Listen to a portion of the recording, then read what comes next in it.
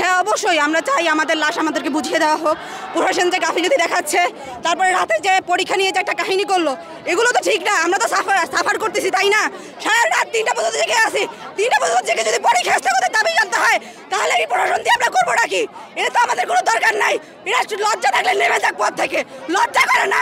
12 লাখে student 8টা vote জেগেছিল, তারপরে এখানে কতগুলো মায়ের কল খালি হয়েছে। দাদা তারা ঘুমায় কিভাবে? এদিন নিচে এসে কি 2 দিনের ভিতরে মানে বাহাবার হয়ে গেছে সবার। যদি সব নোংরা ফাইসলামি রাজনীতিতে মানুষের গুণ ডাকে বিয়াদব লোকজন। লাশ গোপন যদি নাই করা হয়তো, তাহলে আপনাদের এখানে অনেকগুলো স্টুডেন্ট মারা গেছে। খবর কেন দিয়ে দিচ্ছে 21 জন 22 জন, এমন কেন দিয়ে দিচ্ছে? আমাদের এখানে যতগুলো স্টুডেন্ট মারা গেছে, প্রত্যেকটা স্টুডেন্টের লাশ আমরা চাই। প্রত্যেকটা স্টুডেন্টের লাশ আমরা বাবা মায়ের কাছে যেতে চাই, ফিরে দিবে ওরা। আর এটা সম্পূর্ণ দায়িত্ব হলো যে বাংলাদেশ আর্মি। ওরা কেন হলো যে মেশিনের সমস্যা এমন টেনে উড়াবে? প্লাস হলো যে এখানে যা হয়েছে, আপনারা তো কালকে সবকিছু দেখছেন, তারা লাশ গোপন করার চেষ্টা করতেছে। এটা কেন করতেছে? এটা জবাব দিয়ে আমাদেরকে করতে হবে।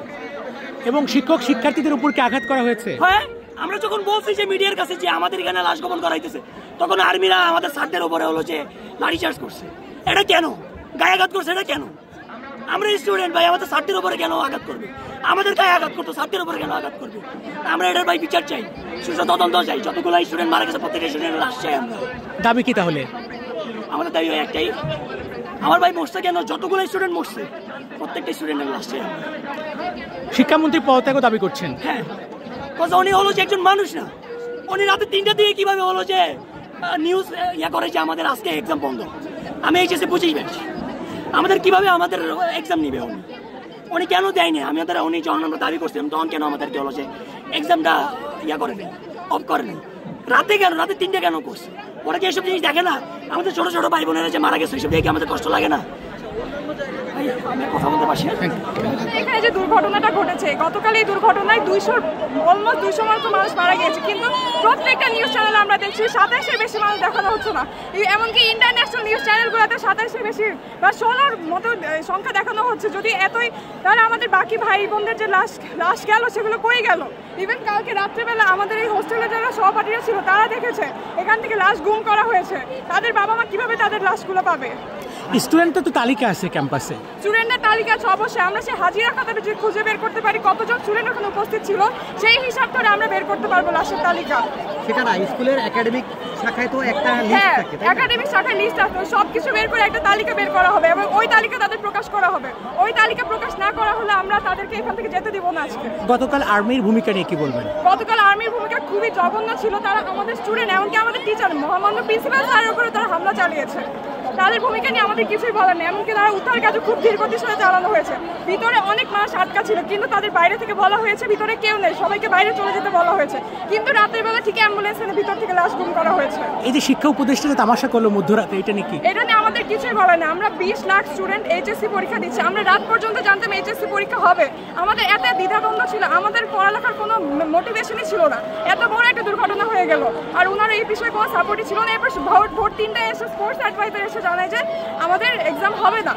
অনেক স্টুডেন্ট এমনকি কেন্দ্রে চলে গিয়েছে, অনেক বিভ্রান্তির শিকার হয়েছি আমরা। এদেরকে পদত্যাগ দাবি করেন? হ্যাঁ, আমরা পদত্যাগ দাবি করি। গতকালকে যদি গতকালকে যে ঘটনাটা ঘটেছে, আসলে আপনি কি এখানে ছিলেন? আমি এখানে ছিলাম না, কিন্তু আমার অনেক ফ্রেন্ডরা ছিল, ওরা প্রত্যক্ষদর্শী ছিল। এইখানে এসে মানে ফার্স্টে এই যে জায়গা, এই মাঠটার মধ্যে বিমান এসে পড়েছিল, সোজা ওই মেন ফটক দিয়ে ঢুকে গেছে। আচ্ছা, একটা শিক্ষা প্রতিষ্ঠানে মানে একজন শিক্ষার্থী তো সবচেয়ে নিরাপদ মনে করে তার বাসা শিক্ষা প্রতিষ্ঠান, সেইখানে গতকালকে আসলে এই অবস্থা, তো এটা আসলে কিভাবে দেখছেন?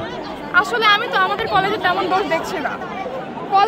আমি প্রশ্নটা কলেজের দোষটা বলি না, আসলে নিরাপদ মনে করা হয় যে বা একটা বাচ্চাকে। হ্যাঁ, নিরাপদ মনে হয়, কিন্তু কালকের ঘটনার পর থেকে আমরা নিরাপত্তাহীনতায় ভুগছি। অনেক বাবা মা তাদের সন্তানদের যে স্কুলে তারা সবচেয়ে বেশি সেফ মনে করতো, সেই স্কুলে তারা সেফ মনে করছে না। তারা পাঠাতে দ্বিধাদ্বন্দ্বে ভুগছে, তাদের মনে একটা ভয় কাজ করছে। এই ভয় কতদিনে কাটবে আমরা জানি না। গতকালকে বিমানটাতে একটা বাসায় হিট করতে পারতো, আসলে মানুষ নিরাপদ। মানুষ আসলে কোথাও নিরাপদ না। আসলে আমাদের উচিত যে পুরাতন বিমানগুলো আছে, এই বিমানটা সেটা অনেক 1986 সালে তৈরি করা হয়েছে। চীনের থেকে সেকেন্ড হ্যান্ড বিমান আমাদের দেশে এসে 2025 সালে উড়ানো হচ্ছে।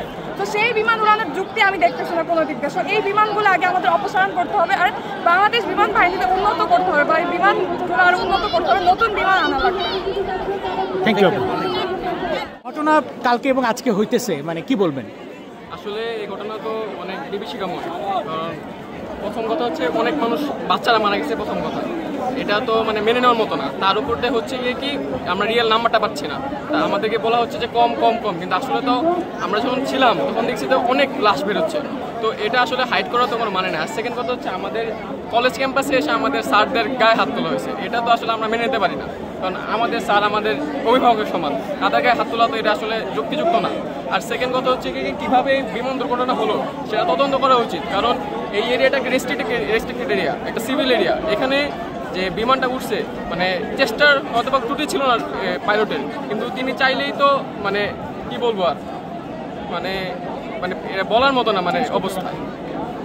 আপনাদের এখন দাবিটা কি তাহলে? আমাদের দাবি হচ্ছে কি একদম এক্সাক্ট নাম্বারটা দেওয়া, যে কতজন মারা গেছে, কতজন হসপিটালাইজড আছে এবং তাদের দায়িত্ব নেওয়া, কারণ যে পরিমাণ কস্ট আইসিইউতে বা বিভিন্ন জায়গায় সেটা তো আর ফ্যামিলি বহন করতে পারবে না পুরোটা, সেই দায়িত্বটা নেওয়া, প্লাস হচ্ছে গিয়ে কি এই ক্ষতি মানে ক্ষতিটা কীভাবে হলো সেটা তদন্ত করা, কারণ এরকম ক্ষতি আমরা প্রায়ই দেখি, যেমন রংপুরে হলো, চট্টগ্রামে হলো, আলু মানে প্লেন টেক অফ করে আলু খেতে গিয়ে পড়ে, এগুলো কেমন, এগুলো তো মানে মেনে নেওয়ার মতো না। আর বিশেষ করে যুদ্ধজাহাজ এগুলো তো অনেক আগের, কেন নতুন কিছু আনা হচ্ছে না, এগুলো তো দেশের উন্নয়নে তো সামনে এগুলো লাগবে। যে যুদ্ধজাহাজ আমাদের সেভ করতে পারতেছে না, নিজেরা আমাদের ক্ষতি করতেছে, সেই যুদ্ধজাহাজ দিয়ে তো আমাদের আর সামনে ভবিষ্যতে যদি কোনো সংঘাত লেগেই থাকে আমরা তো সেভ হতে পারবো না। 25 সালের আকাশ সীমায় এসে এইসব যুদ্ধ চালানো তো পাপ এক হিসাবে, কারণ এগুলো 1976-এর দিকে, এগুলো এখন অন্যান্য উন্নয়নশীল রাষ্ট্রগুলোতে এগুলো সব মিউজিয়ামে রাখছে, কিন্তু আমাদের দেশে এগুলো এখন ইউজ করতেছে, এগুলোর তো টাইপ অফ ইউজ করা পাপ হচ্ছে।